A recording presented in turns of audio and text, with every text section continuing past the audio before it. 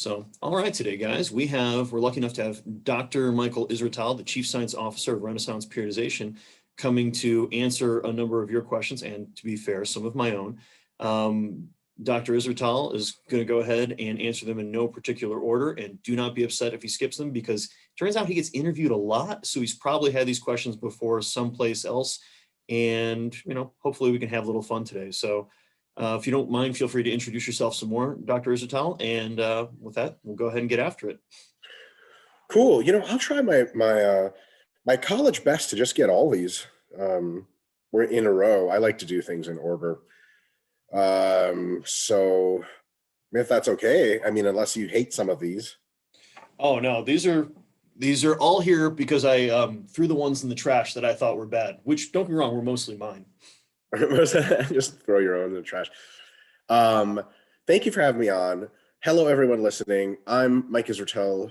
I have a PhD in sport physiology. I used to be a professor for a long time. Actually, no, I'm a professor again at Lehman College in the master's program in strength and hypertrophy under Dr. Brad Schoenfeld. And I work at Renaissance Periodization, company I co-founded. I design apps and stuff like that. I write books. I do a lot of YouTube content now. Basically, I'm an educator online for free. Con myself into that one. And so that's what I do. And I'm also a competitive bodybuilder and a competitive Brazilian Jiu-Jitsu grappler, I'm told. And I'm ready to answer. Is that good enough introduction? Or It's great. Thank you, sir. Cool. All right. So I just read these out and get going, and you're gonna. I mean, you can skip the reading and go straight to it. But if you need clarifications, I think I know what some of the students were looking for, so I'm more happy to go into. So first question is, how do you prefer to cycle carbs throughout the mesocycles with your athletes? If you find an ideal carb approach, do you simply stick with it and change the number based on body composition goals?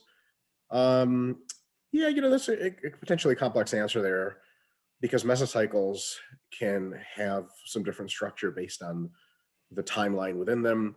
If training volume goes up over the mesocycle, sometimes carbohydrates have to be raised along with it. So remember, carbs first and foremost reflect training volumes, or I should rather say the minimum amount of carbs you should be eating reflects training volumes. You can eat more than that, and it's okay as long as you're within calories. So generally speaking, we go for relatively rough carbohydrate targets, and we check to make sure that the athlete is performing at a high level.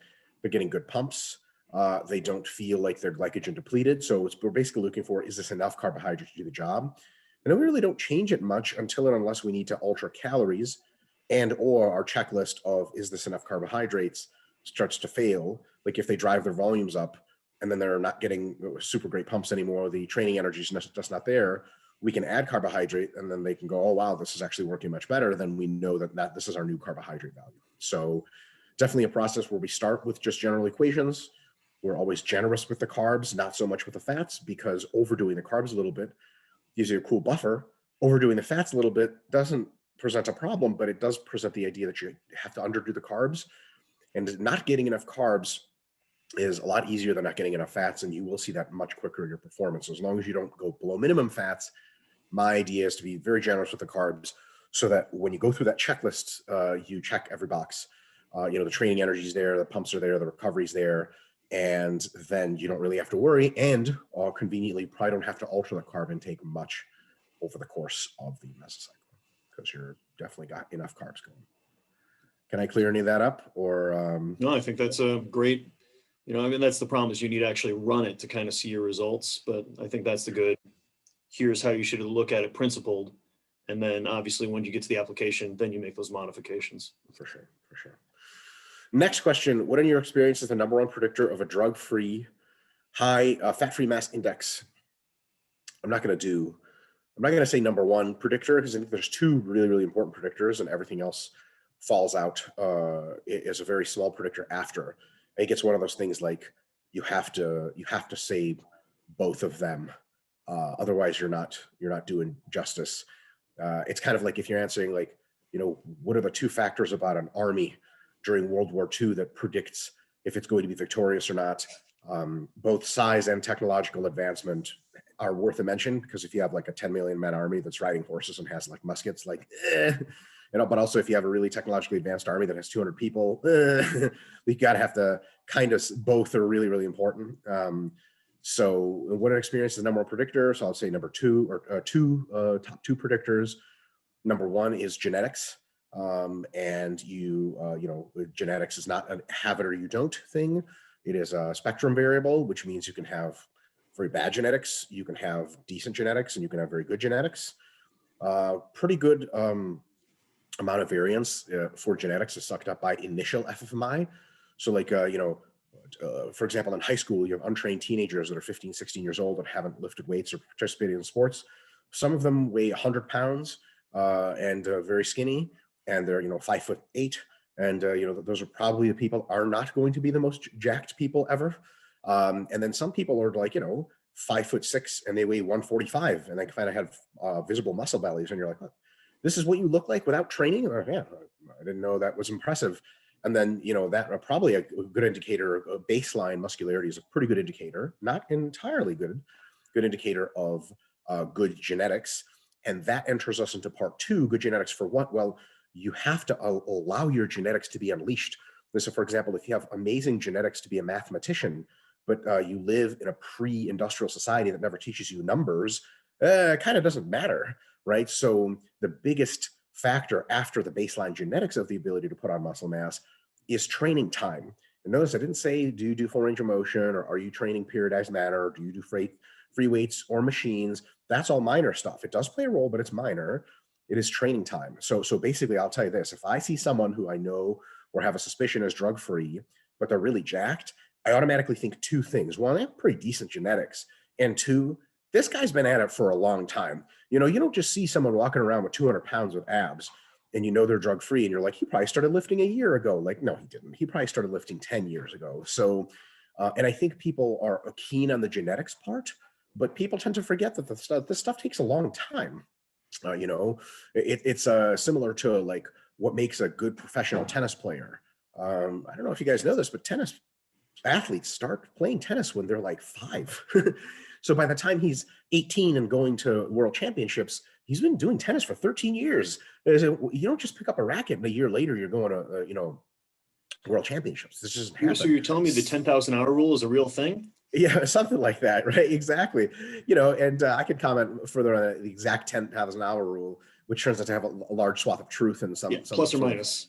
Plus or minus, it depends on the activity. But I think it was summed up best when someone who said, like, it's not necessarily 10,000 hours, but it's a lot. And you got to put in the work. So if you have really good genetics, I'll put it this way, I'll answer the question more directly. Number one predictor of drug-free high FMI. So if I see someone with a high level of muscularity and they're drug-free, I assume two things pretty robustly until proven otherwise. One, they have pretty decent genetics, and two, they have been training for a while. One of my best student ever, and now my colleague at Renaissance Periodization, Jared Feather, turned pro drug-free, and he was on stage at 184 pounds at 5'10", 5'11", lifetime drug-free, shredded to the bone. So what does Jared have? Well, he's phenomenal genetics. I think he put on like 40 pounds of muscle in his first year of training, which is just nonsense, right? And he had like abs when he was 10, stupid stuff. But also when he turned pro, Jared had been training for 10 years straight. He never quit. He never slacked off. So, how do you get someone that looks like Jared, which is a total freak? It's, really good genetics and a really long time working the craft. That's it. Perfect. Right. And sorry, real quick, just because this is educational, I figured I'd just expand on this really quick. Mm-hmm. When you see someone, drug-free or not, who's jacked in the gym or on Instagram, and they're training in a certain way or they're eating in a certain specific way. Like, for example, they do their flies with their hands like this instead of the hands like this or something. It's tempting for a lot of us to be like, that's the thing that got him big pecs. But the thing is, we go back to the two explanatory factors. When someone's like, okay, so you don't think that training to failure is super important? And I go, no. And they're like, well, how come this guy's, he's so big, he trains to failure? I'm like, okay, I tell you exactly two things. And three, in the case of him not being drug-free. One, drugs work. Two, he's been training for a real long time.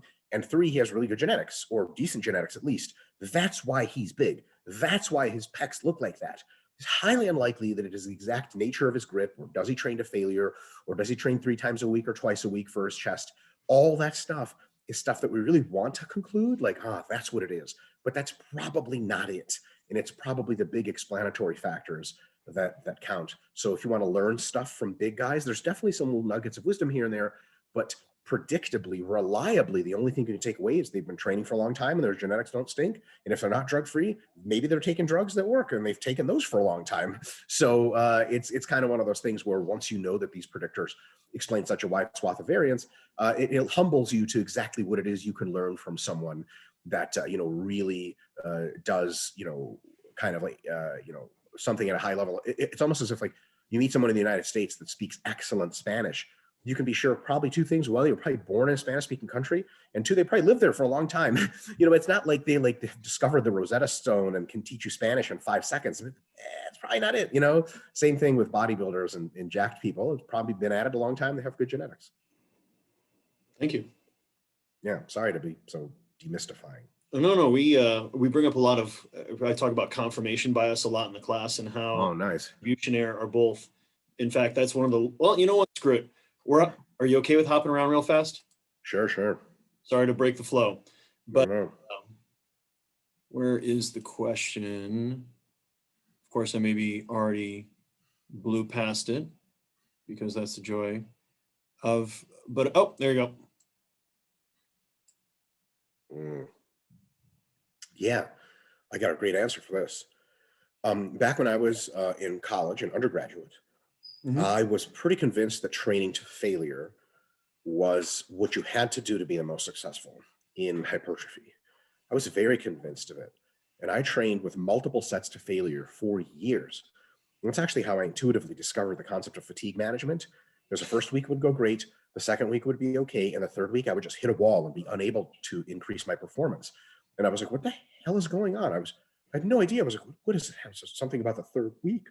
What's going on? And then I realized after I actually got a master's degree and then started on my PhD that failure training just disproportionately adds fatigue.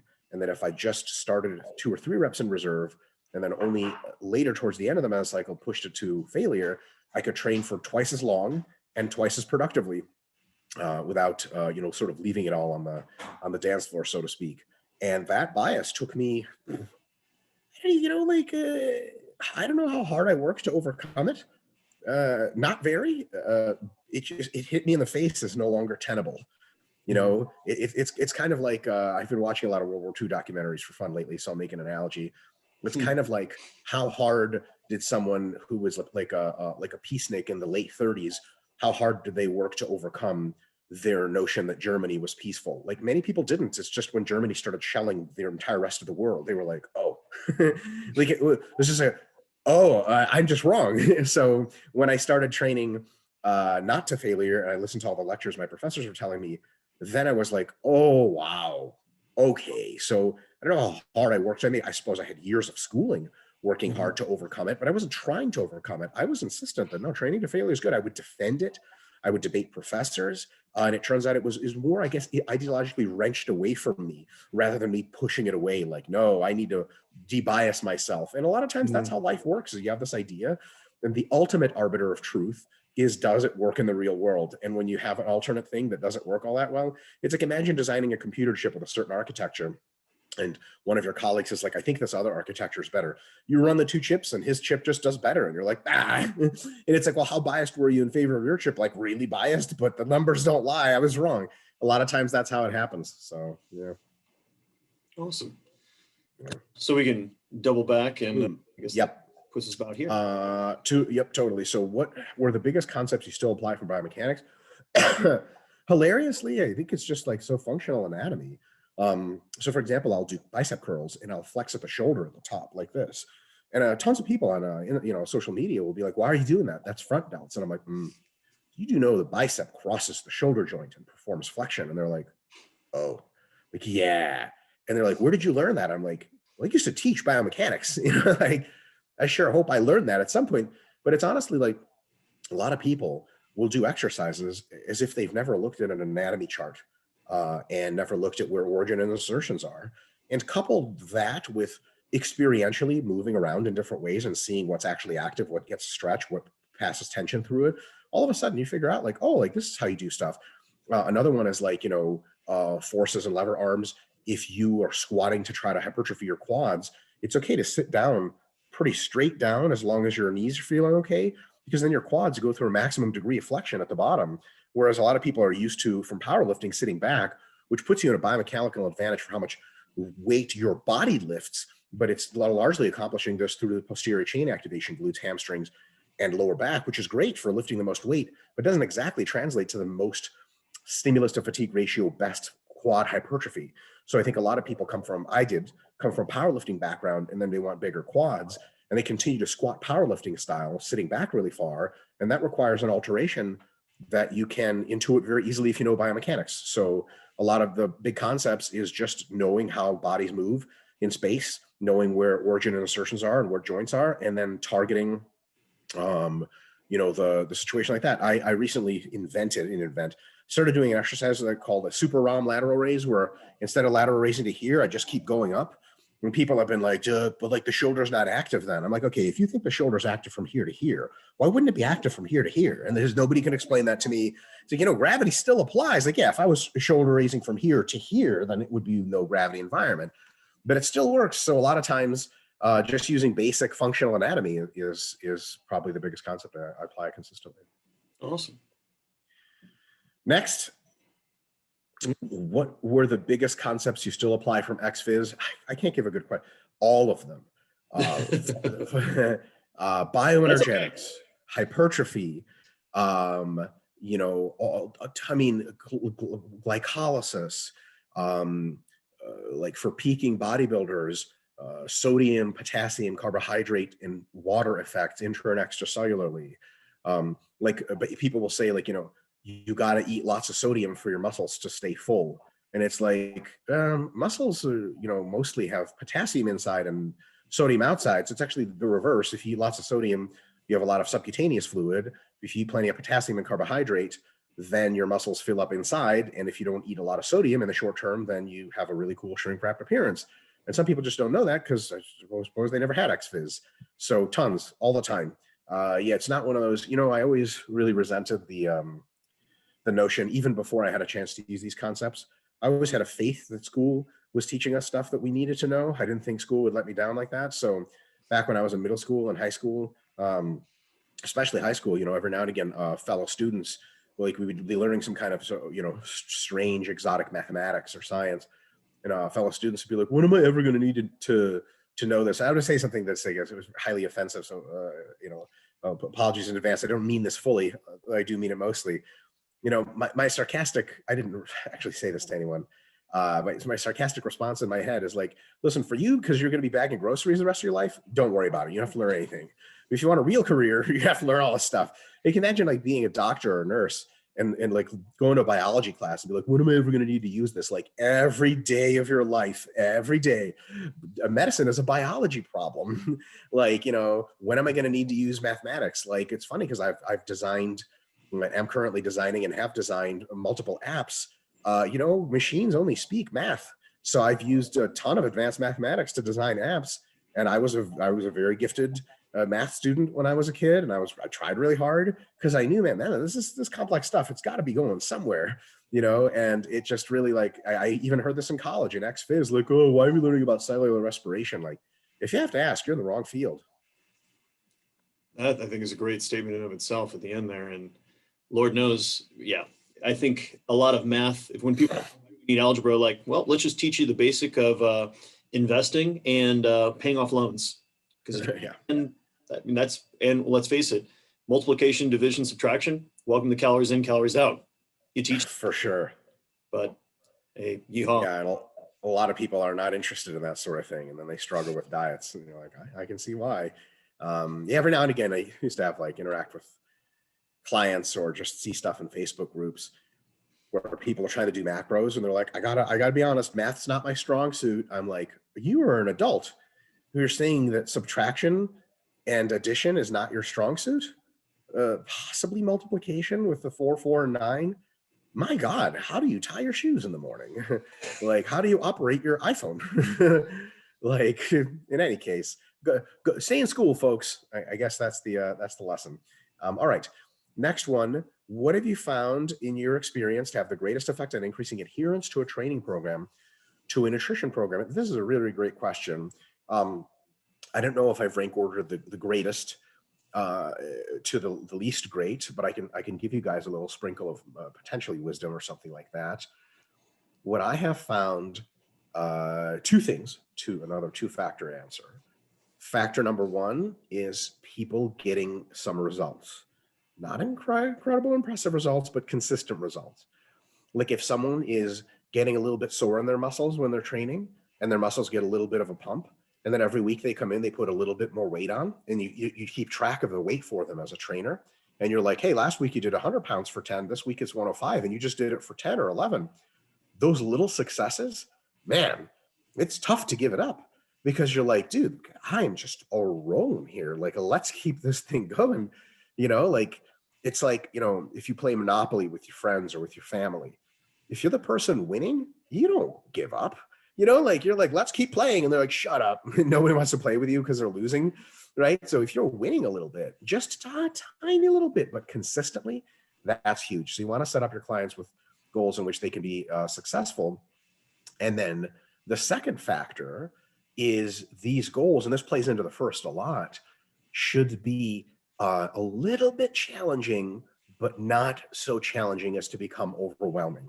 So if you have a nutrition program in which you have a 1,500 daily calorie deficit, the hunger is going to be so intense, the energy is going to be so low, the food cravings are going to be so intense, your chances of adherence are going to be real low. Even if you're getting great results, you're like, I can't do this anymore. But if you're getting really great results, but you are basically not trying, sometimes you fall off the wagon just because you don't even feel like you're invested in the process. Humans generally like a challenge, but it has to be a challenge that's on the easier end, but notably difficult. So if you have a 500 calorie deficit, you're like, I could eat a couple more cookies, but my energy's good and I feel like I'm on a diet. And then every day, every other day, your body weight falls a little bit and you see some new stuff in the mirror and your strength is stable or improving in the gym and your cardio ability is going up. You are an unstoppable freight train. And if you continue to get those mild results, those consistent results, and if the program is just a little bit challenging, it's letting you know you're alive, but you're successful with it. Gee, that's a real good start to really good adherence. If the program is super, super easy, that's okay. You might stick to it. If it's super, super hard, you're almost certainly going to quit, or everyone has a breaking point. And if you are in a situation where you're not seeing some kind of consistent progress, it's going to be tough. So see a little bit of consistent progress, and then in the realm of a slight challenge, and then that's a pretty good formula for keeping people adherent because they get addicted to it. Awesome. Next one, what are the things you find people focus too much on that they shouldn't with nutrition and diet in general? What about the antithesis? Really, really good question.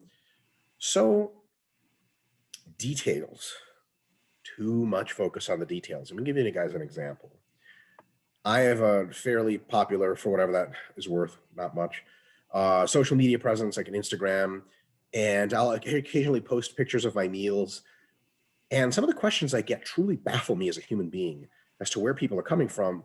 But then I take a step back and I'm like, well, of course they'd asking these sort of absurd questions because they kind of don't know any better. They don't know what is relevant.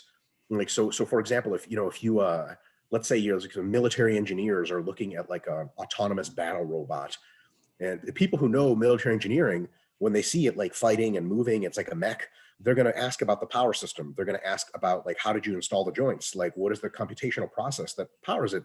Someone who has no idea what the hell's going on would be like, so why is it colored green instead of blue? You'd be like, what the hell does it matter? Is it color? Are you crazy? Like, we can color it right now. Let's check it out. Spray paints, color differently. Get out of here, right? Who are you? So those kinds of questions of tiny little details that just don't matter at all. Let me give you an example. I'll post a picture of like chicken breast, broccoli, and pasta. And I literally will get the question follow up of like, so like, what's wrong with rice? And I'm like, I usually respond sarcastically, judge me if you will. I'll say, oh, I don't know, what's wrong with rice? And they're like, well, I mean, you're not eating rice. I'm like, that's true.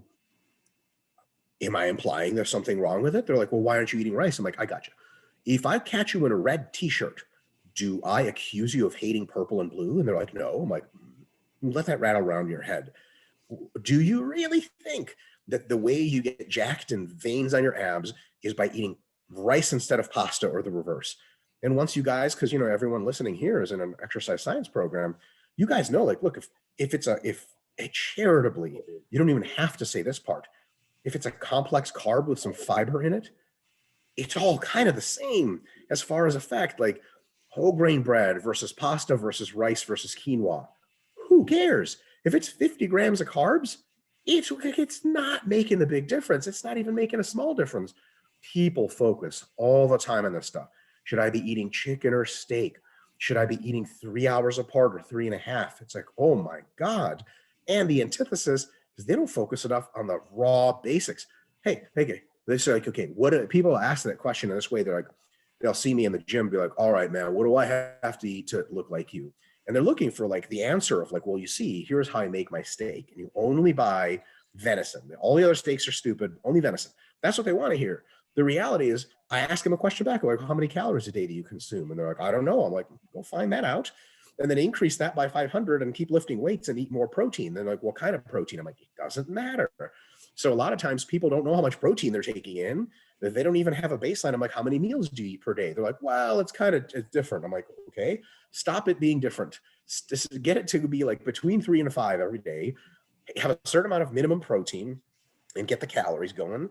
And they're like, all right, and what else? I'm like, nope, that's it. I just summed up most nutrition science for you. Those basics are stuff they just don't answer, and they pay for it all the time. And there's a nasty little feedback loop there where I think people like to ask advanced questions because it makes them feel a little bit more expert and like they're worth asking. It almost subsumes that they know the basics already. They're like, all right, exactly what kind of salmon do you buy? I'm like, you are not a nutritional sciences expert. Stop asking me questions neither one of us know the answer to it. Like, my God, people ask me stuff like I'll be eating a low calorie bread, and they're like, where do you get that? I'm like, the store, the American grocery store. I've been to an American grocery store, it's 10,000 items per shelf. I promise it's there. It's not some mystery like I found it. Like, what do you think? I ordered it online from some special place? Like, good God. And also just forget low calorie bread. Take a regular bread slice and cut it in half. There you go, low calorie bread. And that's the kind of minutia that people focus on. Whereas if you ask them back, hey, what are your protein macros? What are your calories? They're like, and it's like, you should probably figure that out because no number of slices of bread are going to get you jacked and lean unless you know those basics. Awesome. All right. Who's your favorite athlete of all time? Okay, so I don't really have an answer for this, but I will say that with my wife, watching twice the Michael Jordan documentary, The Last Dance, in the last several months, I'd have to say Michael Jordan because holy crap. That is not a human being. That is a winning machine. Like, and I remember one of my favorite lines was someone was like, by the late 90s, like 96, they're like, we were playing basketball. He wasn't. He figured out not how to play, but how to win. And he was just gaming the whole system. He like figured out how to get his team to do what they had to, including his contribution, to just win. And you could play basketball, you could be a really great player, but he beat you because that's what he cared about, beating you. And I was like, oh my God, like, can you imagine like you want to go to the championships and your problem is Michael Jordan? That is an intimidating problem because you're like, it's not that he's really talented, but he has weaknesses. It's actually, he's the definition of the exemplar of anti-fragile. He levels up in the presence of difficulty. He doesn't crack. It's the other way around. The way to get Michael Jordan is to sort of go easy and he doesn't rise to the challenge. As soon as you elevate your game, he becomes his personal mission to figure out how to break you. And he will. And it's like, oh my God, like this is like Thanos type evil villain stuff. It's incredible. I was blown away. Mike, what did you think? Like, this is to me, I would imagine having a person like that as a teammate. Like I've had the teammates that are the guys that, they push you a little bit, but sure. To that level, like when you hear those guys talk about it, like some scared of him. Yeah. They have borderline PTSD. Yeah. Jordan was a lot. And it's like, and these are the best guys or some of the best basketball players on the planet in fear of their own teammate. Like, yeah. man, like you're not just his intensity, but like just that level of like Scottie Pippen seems like a guy that it's like water off a duck's back. Mm-hmm. I don't know many other humans that could have gone through that crucible, much less, I mean, For sure. decisions about Rodman, like, oof. Rodman barely made it through. He had to take a lot of breaks, Yeah. which was kind of cool too. Everything in that documentary is great, but Rodman was like, they knew that I needed to take a break every now and again. They knew that.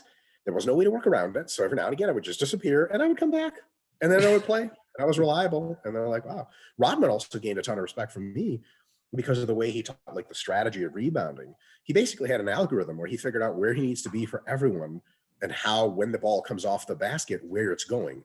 So, oh my God, imagine playing with a guy who's not just relying on his raw talent to spot the ball at the moment it's spotted. He already knows where it's going based on the way it entered the basket area. And it's like, yeah, he's going to get the rebound. And he did. It was just like, I think Jordan also encouraged that like systematic approach to basketball. He was not, and it's funny because he came from a background where he was the most naturally athletic person on the court in the 80s.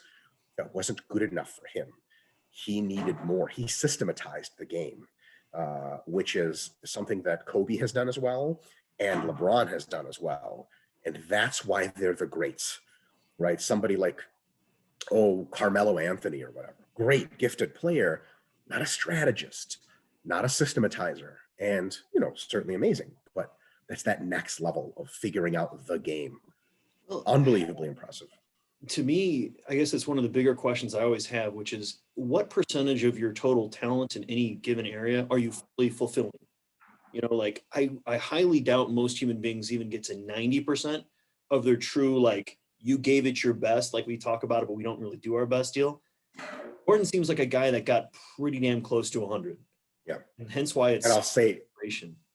yeah, and maybe another little gem of wisdom is the way guys get close to milking it all out is it has to be all consuming. Like I think about hypertrophy training and nutrition most hours of the day. People are like, how do you get all these ideas? I'm like, that's all I do.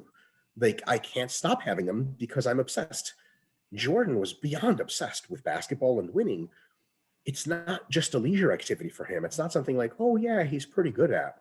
Like it was everything. And imagine that's your opponent is someone who thinks about the game 100% of their waking life. How are you going to beat that guy? Like whatever there is to figure out, he's probably going to figure it out. And that's bad news. It's really bad news. It's like going up against a global mastermind, spy terrorist who for a fact just is plotting against you 100% of the waking hours. Like he has no religious distractions. He has no family distractions. It's just getting, destroying your organization. Like I would be really concerned if I had an enemy like that, and that's Jordan to basketball. So I was super impressed. Favorite bodybuilder, much shorter answer. I would have to say Kevin Levrone. Kevin Levrone in the mid 90s. Kevin Levrone, if you just Google this, Kevin Levrone, most muscular, just Google that. And I promise you, if you've never seen this picture before, you're going to be like, what the hell's wrong with that guy's everything? It's a statue like built by the devil and also God at the same time. It is bodybuilding. And it's just like, if I saw Kevin Levrone, I'd never seen a bodybuilder and I saw Kevin Levrone in his prime at a gym, I would just do that. I would just walk up to him in the gym, do that. He'd be like, can I help you? He'd be like, just be yourself. I can't understand what's going on. So inspirational. And again, I don't look anything like him. And I took my physique in a different direction. Genetics took me in a very different direction, but there's something to be said for inspiration. And when you see someone's physique, like there are other people who are in the conversation for an unbelievable physique all the time. I mean, Flex Wheeler is just like, you look at him and you're like, that is the perfect human being. But Kevin, there's something about his physique that to me is just like, whoa. Like I would never want someone else's physique because all the fun in bodybuilding is in earning your own. But if I had choose a skin of a video game character, Kevin Levrone. Like if I was in VR, I would be Kevin Levrone. In any case, I don't know. Do you have an answer to that one, Mike? Favorite bodybuilder or powerlifter or something? Favorite, it sounds odd. And of course, I'm not pandering because I'm talking to a guy who's Russian, but there's just something about the way David Riegert did everything back in the day, like lifting, like just getting to attack weights. Like I always respected that. Fury. Exactly. And some part of me always, just because I'm incredibly long-limbed guy. I've always liked Lamar Gant. Yeah. Insane, you know, I mean, yeah, he had major scoliosis, but God, pulling Advantage. a $140, like, ugh. One of the stupidest things I've ever heard is people are like, yeah, but it's kind of cheating because he had scoliosis. I'm like, he had a spinal condition that you call that cheating? Like, let's call it for what it is. Milking a disadvantage to be an advantage. You idiot.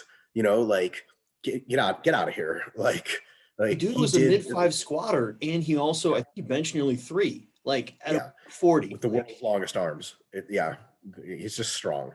And yeah, amazing. Very inspirational. All right. What are your thoughts on the myofibrillar versus sarcoplasmic hypertrophy debate? So nuanced. I think that over time, general resistance training over a long time, months, that you get roughly even fractions of myofibrillar and sarcoplasmic hypertrophy. But in days and weeks, based on how you train, based on the time course of training, sort of what happens first, what happens second, you can look up Cody Hahn's research on this topic. There is a time course which favors one or the other of these first and second. So sometimes you get, usually the way hypertrophy works is at first you get a lot of sarcoplasmic hypertrophy, not a lot of myofibrillar.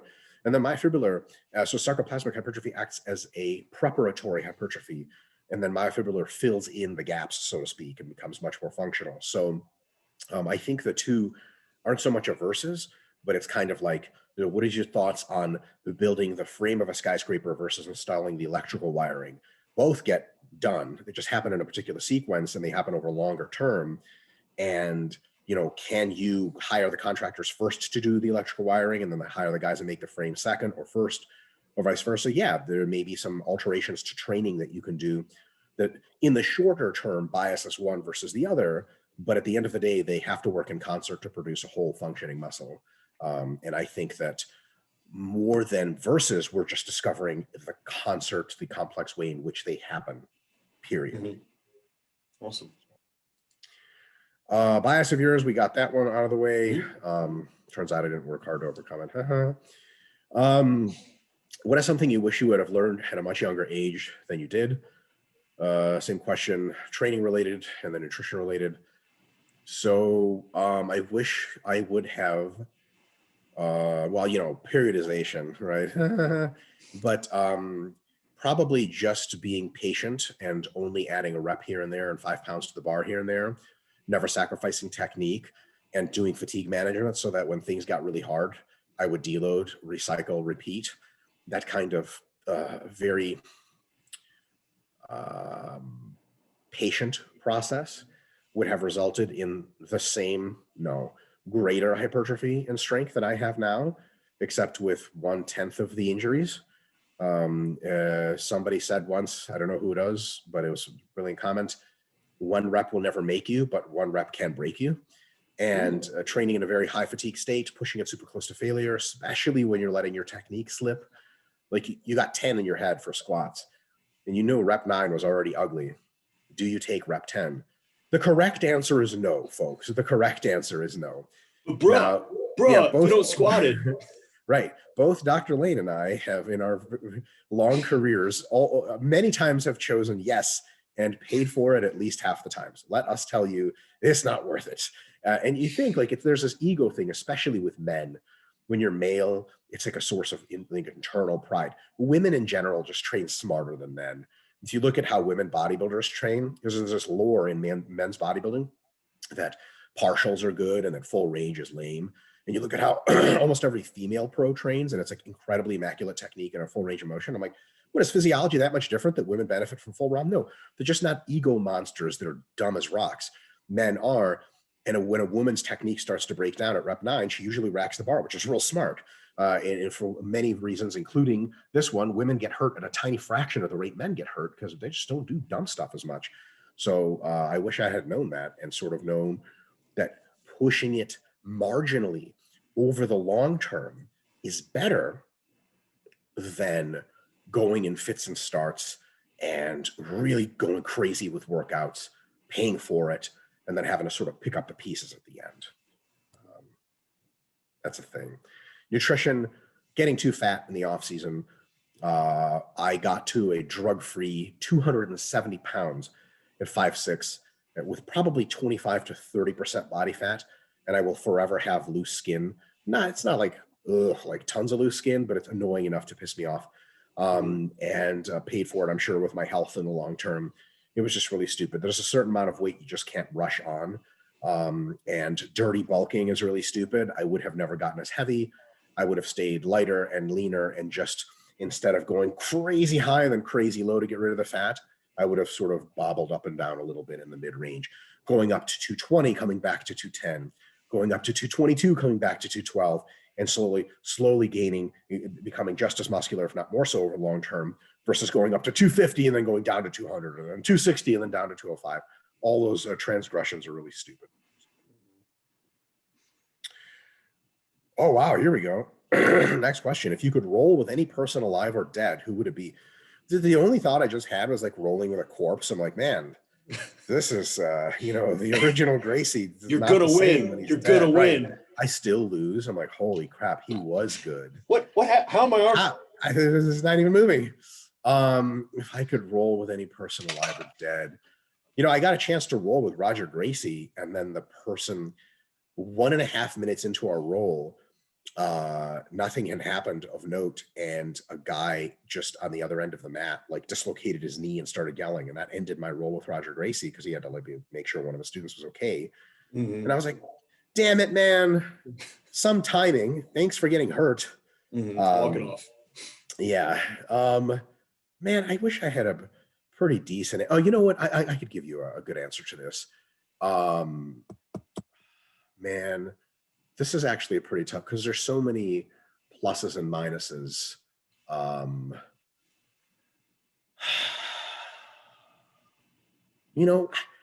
I guess Gordon Ryan's a good answer, because he's currently the best and probably one of the best of all time. Just to feel it.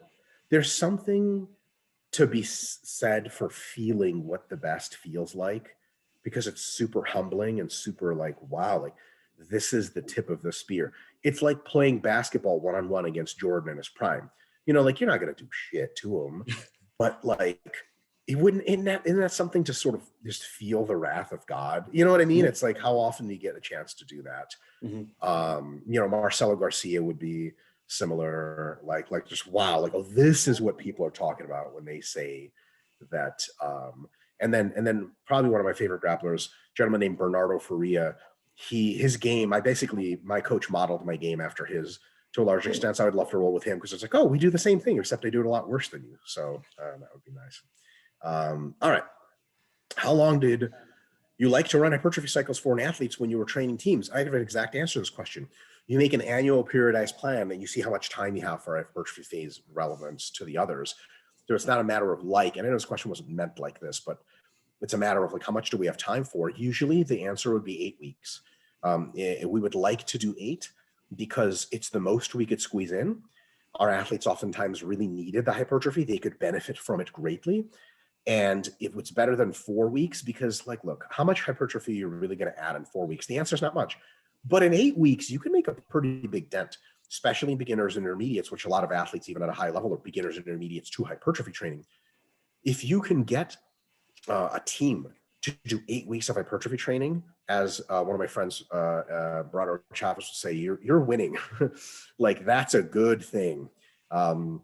It's like someone tells you, hey, like, we're on a road trip and you got to eat really fast at this restaurant. And you're like, how fast? They're like, 2 hours. You're like, okay. If that's fast to you, like, this is great. If they say like 5 minutes, you're like, good God. All right, here we go. The ordering's going to take 4, and then I'm just going to do this with tacos for a minute and get back in the car. Like, so 8 weeks, man, that's like not ideal, but realistically ideal. Awesome. Do you ever like to have a strength phase with only strength rep range exercises, or still keep a few single joint hypertrophy choices for supplemental? Depends on the purpose. I don't do strength phases myself anymore because it doesn't jive well with bodybuilding. But for people that are doing strength phases, I think a few single joint or more single joint, like, for example, a JM press versus just a close grip bench, is good to keep in, because some exercises or some muscle groups are just really hard to hit with compounds only. Biceps is a good example. yeah, you can do some underhand pull-ups and underhand pull downs and underhand rows, but like at the end of the day, like a couple curls is really going to sort your biceps out. And if you like a good combination of hypertrophy and strength anyway, when you're doing a strength phase, a couple sets of 8 of barbell curls or dumbbell curls is a real good idea.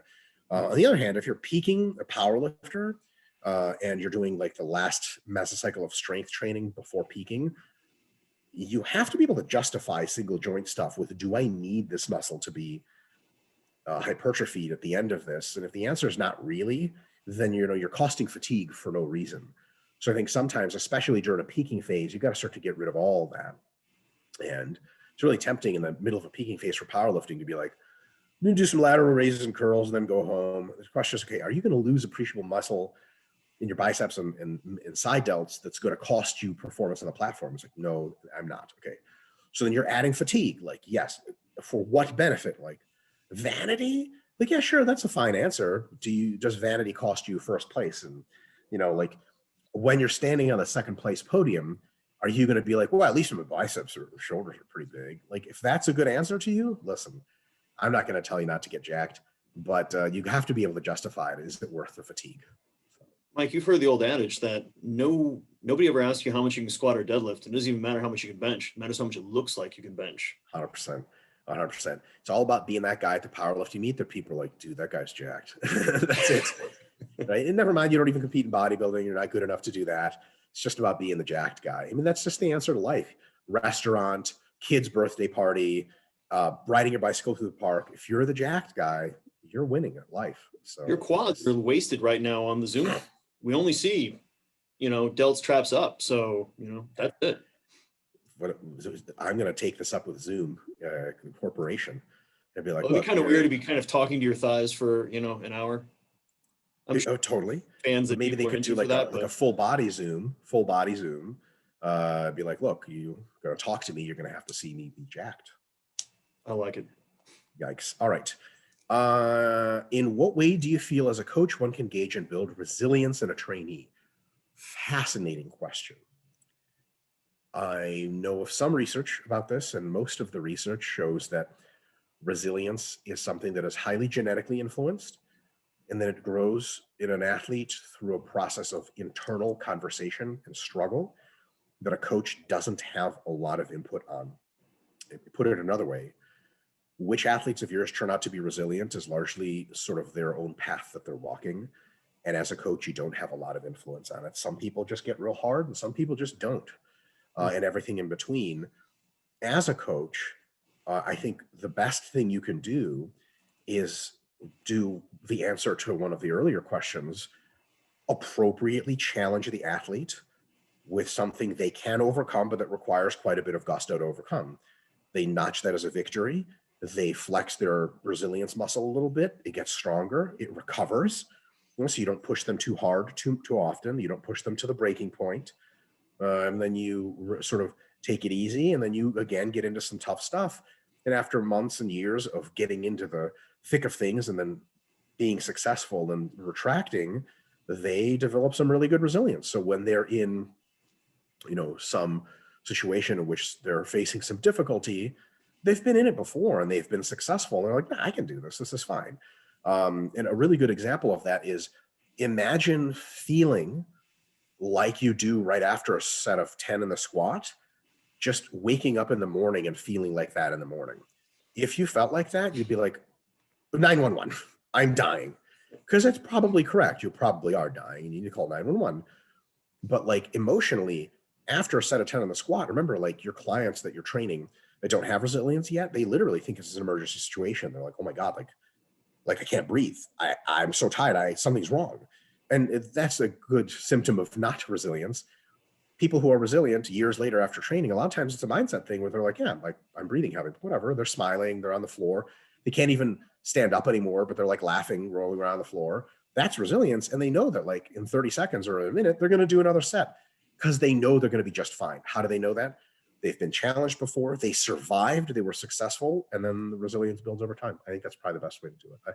Sorry, I didn't have anything more like really sort of motivational. Like you got to like put people in an ice bath and cut off their toes. I don't know. Well, you can only do that 10 times. So that's the problem, is it's only replicable so many. Oh, sorry, could be more than that. Didn't think about that initially. Yeah, wow, that is brutal. Good God. All right, next question. What benchmarks would you give the novice?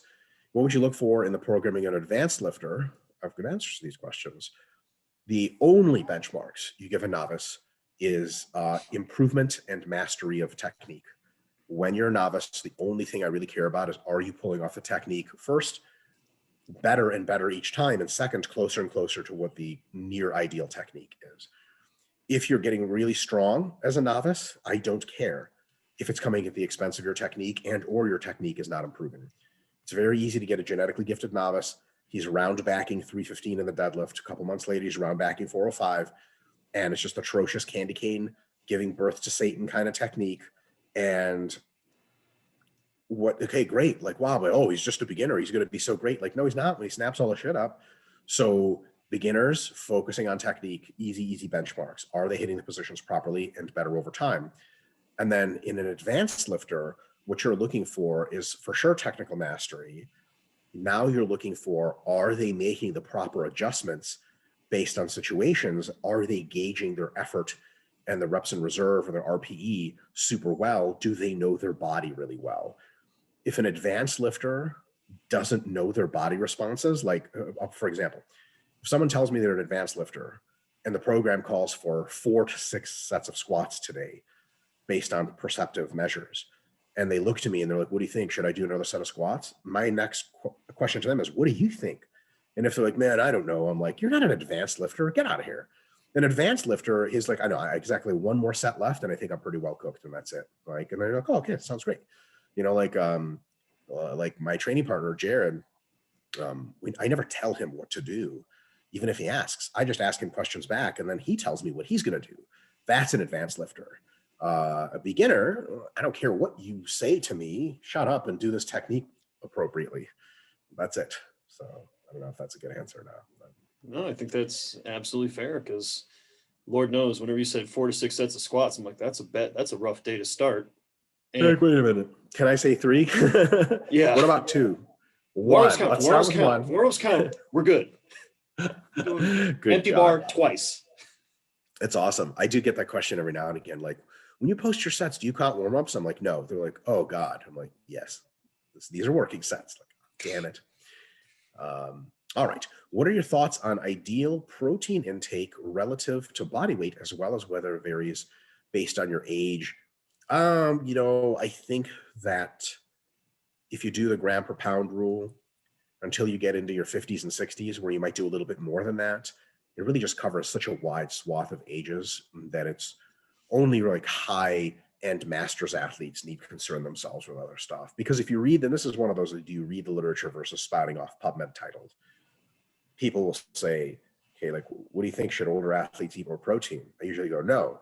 And they're like, why not? The research says they do. I'm like, have you read the research? Like, yeah. Like, how much do they need? They're like, well, they need up to 0.9 grams per pound per body weight per day. And I'm like, what's my recommendation? They're like, a gram. I'm like, yes, that's, 0.1 more. Like, it covers it completely. Like, oh, okay. Right. So if you're generous with your protein, of which there are really no downsides, it covers almost everyone. It covers, and it really just, for most circumstances, it covers fat loss dieting and muscle gain dieting and maintenance. So I think that, yes, your ideal protein intake absolutely changes body weight. That takes into account, of course, and does vary based on your age, especially as you get much older. But that gram per pound, roughly, it covers so much that it's really one of those situations where I don't think you need much more specificity than that in most cases. The only thing I could see there, and I'm interested in, is kind of a follow-up on it, which is just some of the literature looking at the actual dosage per meal, where, that's one of the few things that I've seen where it's like there is a difference between the young and the old, and the responsiveness to, I think it was whey protein isolate, maybe it was tip 20 to 40 grams, but that's the thing, is if you're doing that 1 gram per pound of body mass per day, dividing it over 4 meals, you're probably at that threshold anyways. At that top end anyway, exactly. And once you get much older, 50s, 60s, maybe it's worth to do a little bit more than that. But for a large swath of people, it covers everything. You know what I mean? Mm-hmm. So I think you're good to go. How does sensory motor amnesia theory fit with what is accepted in psychology and neuroscience? No clue. I don't know what that is. way outside of my expert area. I can guess what it is, but you guys don't pay me to guess. One of my students put that out there, and I think he just put that in there as a joke. And I was like, damn, you don't think he knows about this because he's the kid that got me. PT school. So no, it's just we're showing the fact that we understand the limits of our education. Yeah, for sure. And my very Perfect. limited education to begin with. All right. Next one, is periodization in the general population as applicable as it is for sport-specific population? Why or why not? It is exactly as applicable, but it doesn't yield as much of a relative benefit, and here's why. General population has very general goals that aren't that exotic. So as long as you provide specificity, you provide overload and some basic fatigue management, you're good to go for almost every case. In sport-specific populations, if you do training that is specific overloading and fatigue managing, it's going to get you to be a good competitor. But almost no one does sports to be a good competitor. Almost everyone does sports to be the best competitor. And then the details of periodization do actually matter, which is why, for example, when people train in the general population just in weights, they just go in and have hard workouts, and when they get tired, they rest, which is totally fine. If someone's like, hey, like my goal is to just stay fit into my 50s, should I learn about periodization? I'm like, no, like, yeah, you can if you want. It's not going to make or break you. But if someone's like, hey, listen, you're like, I'm tired of totaling, 1,400 pounds at 3 meets in a row. I want to total 1,425. Like, phase potentiation. Are you doing it? They're like, no, what's that? I'm like, there's your 25 pounds on that platform. So it's not, again, it's 25 pounds in the context of 1,400 is almost nothing. But if you want to win stuff, you got to look at the details. Awesome. It's like a easy analogy is what kind of graphics card should I get if I use my computer just as a regular person? It doesn't matter, right? But if I'm a high-end gamer, that answer is very, very specific. What kind of platform are you using? What kind of computer are you using? What kind of cooling system do you have? What kind of game are you playing? What's your network speed? So on and so forth. And then a very, very exact graphics card that you need for all those things, because you are pushing your computer to its limits and you care about how high-end the performance is. Same idea with general population versus sports. Like you're not just trying to be an athlete. You're trying to win, and winning means you take care of every possible thing that you could. Awesome. How will resistance training change during and after the COVID-19 virus pandemic? Well, the will change during, we already know. A lot more people are training at home. A lot more people are doing non-barbell workouts, non-machine workouts, lots of bands, lots of dumbbells, and they're doing a real good job with it, actually. Fewer group classes, lots more training on your own. So that's already something we've seen. How will it change after? My conservative opinion here is that it won't change in any meaningful way. I mean, yeah, more people have Peloton bikes. Still don't understand how that company is solvent. That's neither here nor there. But when that fad comes crashing down, holy crap, sell the shit out of that stock. I'm probably going to short some Peloton stock here in a bit. But on a serious note, like writing that down. Okay, cool.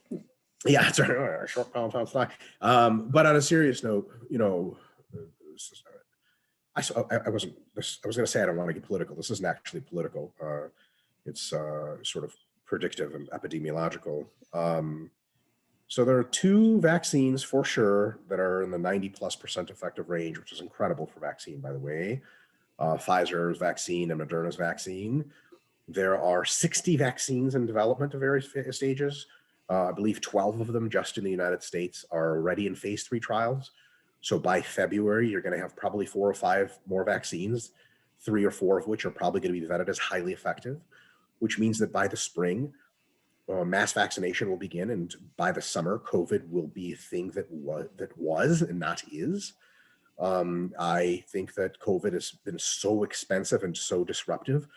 The full weight of global science and capitalism has come down to try to solve it. And global science and capitalism is currently undefeated in problems that it really cares about. So I wouldn't bet on COVID. And the advancements in vaccine technology, and a couple of scientists have said this already, have been so unbelievable, they're very hard to contextualize. Effective vaccines developed less than a year after the sequencing of the virus is unprecedented. It usually takes like 8. But also very predictable because bioinformatics is an information technology. It goes into an accelerating growth curve. It's like cell phones, how fast they improve, computer chips, biological technologies now improve on that exponential curve. So, I mean, it's not unreasonable to think that within 5 to 10 years, the fundamental cure for all viruses will be found. Like, it just doesn't matter what kind of virus you have. They just sequence antibodies and that's it. You take it and you're just done, right? That's how crazy it's getting. You think like, there's no way it's going to happen. Like, you guys remember, like, polio literally ravaged the world for generations and then it was just gone. I mean, just gone. This is just no more polio. It just doesn't exist. So it's a possibility. And I think COVID-19 within this next calendar year, or sorry, not calendar, within this next chronological year, is just going to be gone. And then it's going to be like this weird transition where people sort of were wearing masks a little bit more for a while and sort of socially distancing still.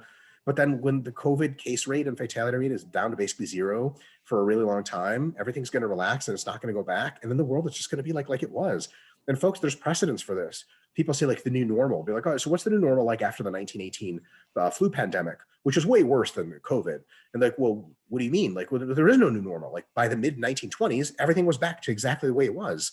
Like so people, you know, a lot of times people like in the news media is not helping. News media is primarily a source of entertainment. And it's in their interest to be like, everyone's, this is it. Like, you know, COVID is a serious problem. It's killing lots of people. It is a tractable problem. It is a solvable problem. It is currently going to be solved. And then it just won't be a thing. So like, how is resistance training going to be affected after COVID-19? Gyms are going to open back up again and everything's going to be just the same as it was. And people, remember, people have a very acute sense of things that are wrong and they change really fast, which is great. But people also forget stuff right away. Like, and they just go back to living normally, you know, like with crazy events that have happened, like hurricanes, perfect example. Every year, Florida gets destroyed by a hurricane or 6. What happens literally months later? You guys ever been to Florida? It's like nothing ever happened. They just go around and people move to Miami. Who moves to Miami? The shit floods every year and destroys all your stuff. People move there all the time. And like it never happens. So don't think it's a lot of people's interest to say, oh, COVID-19 has changed everything forever. No, it hasn't. 3 months after, people are going to forget what the hell COVID even was. That's my humble prediction, including in resistance training. So, Dr. Israetel, I know we've gone over our allotted time. Are you okay with doing 2 more, or is it better for you to? We got to finish up. Okay. We got to finish up. Thank you. Let's do it. All right. Yeah, absolutely. Okay. Sorry for the rant. All right. Are there any psychometrically validated measures appropriate for use with adolescents designed to assess participation in resistance training? I'm not the guy to ask that. I'm sure there are. Somebody could look to is a colleague of mine at Renaissance Periodization, Jacob Reed. He got his PhD in validated measures of various athletic assessments. So psychometrically validated measures for use of adolescents designed to assess participation in resistance training is a good question. The question is like, are they lying to you? Because he's like, a lot of times you can ask adolescents, like, do you train with weights? And be like, yeah, sure. One of the funniest studies ever done, funny in its own special way. It's a study they did in the 1990s called the Monitoring the Future Study for Drug Use. And it was a questionnaire study where they asked middle schoolers and high schoolers, what drugs have you done? So among the many statistically fallacious findings that they had was like a certain non-zero fraction, like 2 to 4% of middle school girls had reported that they had used anabolic steroids. Like, okay, think about that. That means a few girls in your middle school were using anabolic steroids in sports, which to those of us who have been through that dark side of the sport is hilarious. Because imagine walking up to a middle school girl, be like, what kind of sources are you using? Using Chinese labs, using domestic stuff? She'd be like, what? To be like, exactly. You don't even know where to get, you have no idea. This is just hilarious. How did this happen? Imagine being a 14-year-old goth girl who's like, whatever, school's stupid. And then you get the survey, which you have to take in class. And like, which drugs have you done? She's like, yep. Check steroids. 3 other goth girls check the same thing. All of a sudden, it was literally articles. They're like, I saw an article off that survey titled, "There is an epidemic of steroid use in middle school girls." I'm like, there is? Where are these physical people? Find to me actual middle school girls that use steroids. They don't exist. Like maybe 1 in 10 million or some weird dad is like, you're going to be the best D1 volleyball player in 6 years ever. Take these pills. I'm not even so sure that's ever happened. Like, and it's just a funny thing. So validated measure a lot of times for teenagers is like, will they lie to you? And they will. So, I'm not sure where those validated measures are, but good luck finding them because it's tough. It's really tough. I'm just imagining some like one middle school in one particular area that's like the Stepford Wives of the East German shot putting women. Like 100%. that middle schooler's got better facial hair than I do. Like, Oh, that's a female. Wow. And she puts the shot at submaster level. Incredible. Nothing to see here, folks. All it's good all and well. genetic. Mom and dad are built the same Exactly. way. Exactly. It's just comedy at some point. All right. And the last one just says altered carbon question, ... Have you seen the show or the book or read the book? No. And this is embarrassing because everything on a technical level means I should just watch it. Like, I love everything. One of my favorite movies is Ghost in the Shell, which is like the same thing. I really just got to get on it. It's getting embarrassing at this point. So, okay, well then I guess Ghost in the Shell is a good allusion to it. So for my final, and if the students stayed in this long, now they're getting some major help on it. It's just a giant scenario where you can effectively pick a body that you can effectively upload your mind into. And then as soon as you're up and running, like you understand your limb lengths, you're not all discombobulated because you're not used to Paradise. fiber patterns and everything. But if you could just put yourself into a body, okay? And I won't give them the exact scenario because that'll help them too much, but I'll be interested in your thought process. What would you be selecting for if your goal was effectively to put yourself in a body that would be the best at Brazilian Jiu-Jitsu, from anthropometrics, muscle phys, cardiovascular? It has to be a human body. It can't have non-human traits, right? Yeah, so it's not like you just put yourself in a silverback gorilla and just roll shop with everybody. But Sweet. say that you would want to have the anthropometrics, much like a silverback gorilla. You'd want to have a fiber type, muscle plasticity like this. Whatever. I have a good answer to this question. That's a really good question. Whatever. Brazilian Jiu-Jitsu. Mm-hmm. So I would take a body that's insanely large, like Brian Shaw, like 460 pounds and 6'8" or whatever. Because if you roll with people that are that big, it's just a huge inconvenience, and it doesn't really matter how good you are. It's a problem. And number two thing I would select for is, well, of course, it'd have to be also that strong, right? So as strong and as big as Brian Shaw, because size does matter. And the next thing is incredibly flexible wrists and ankles. So it's difficult to ankle lock and wrist lock you because even large people can be exposed to ankle and wrist locks relatively quickly. If you're really flexible there, a lot of times people try to wrist lock you and you're like, man, I got nothing. And they're like, damn it, that was going to be my way. I was going to beat you. And then lastly, an incredible degree of flexibility such that you can execute moves and defend against moves that you're not supposed to be able to if you weigh 460 pounds. So if someone who's 460 pounds can move like a 130 pounder, oh my God. Because usually one of the hacks against someone big is like, well, they're not flexible. If this guy's flexible, oh, wow. There's a guy who weighs like 260 to 280 and he's Brazilian and he's a black belt and he's enormous, right? And he's like 6'3". He can invert completely and pull his knees behind his head. And when people roll with him, they're like, what the hell is going on? Like, he's that big, that strong, and he can do stuff that just doesn't make any sense. So that is what I would pick for Brazilian Jiu-Jitsu. Just a monster who's ultra flexible and then take it from there. I'm surprised I got that answer pretty quick. No, I mean, that makes perfect sense because, like I said, I want them to think through, and obviously the scenario involves a much more metabolic component. Great question. That's a great question. But it's fun because it really makes you think about like, okay, given the limits of physiology, what would I really focus on? And it's kind of funny if you think about a lot of high level athletes. And when you were saying that, I was immediately thinking of Mike Tyson, because obviously both of the age, we remember pre-prison and post-prison Tyson, where he was as I love that dichotomy. But it's true. But I mean, he was still as fast as what would be a lighter weight class in the heavier class. And you just saw how he could pick guys apart because he was just so quick you couldn't catch him.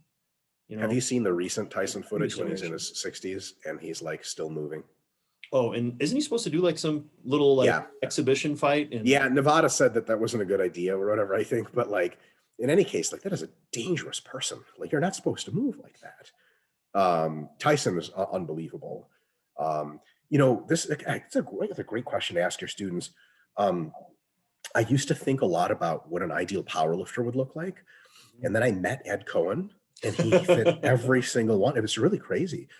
Super wide, thick chest, wide shoulders, shorter legs for optimization and squatting and deadlifting, medium length to longer arms, but at the same time, a huge rib cage so that your bench range of motion isn't that big, but also your deadlift is great because your arms are long. And then huge hands with super long fingers, so grip isn't an issue. Literally, Ed Cohn is built like a gorilla. And it makes, like, you look at him and you're like, oh, wow, that is exactly how designed the best powerlifter of all time. And hilariously, like, he wouldn't be that good in running sports, like, because his legs are so short. And he'd have a lot of liability in a bunch of other sports. He wouldn't be a very good weightlifter because his arms are so long, and his overhead mobility is not amazing. But for the sport of powerlifting, it's difficult to build someone better because a lot of times guys that are great at powerlifting, great at one or two of the lifts, but not all three. Like, guys will have these super long arms and these super short legs. They're incredible squatters, incredible deadlifters. Then they're narrow up top and they're long arms. And there's a bench is like good, but not great. You know, Lamar Gant, like, not the greatest bench presser of all time. It certainly cost him.